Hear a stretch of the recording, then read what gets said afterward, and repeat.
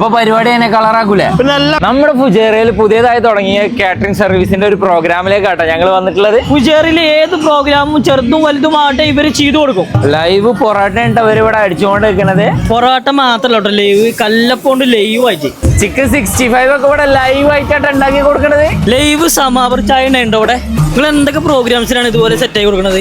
നമ്മൾ ഈ family wedding, birthday function എല്ലാ പരിപാടിക്കും നമ്മൾ ലൈവായിട്ട് ഈ ലൈവ് കൗണ്ടർ സെറ്റിംഗ്സ് എല്ലാം ഉണ്ട്. ഈ ലൈവ് കൗണ്ടറിൽ വന്നിട്ട് നല്ല ചൂട് കൊടുക്കുന്ന അടിക്കുന്നത് വേറെ വൈബ് തന്നെ കേട്ടോ മക്കളെ. ഒരു ചിക്കൻ കുറുമയും കല്ലപ്പൊക്കെ നല്ല ടേസ്റ്റ് ആണ് കേട്ടോ.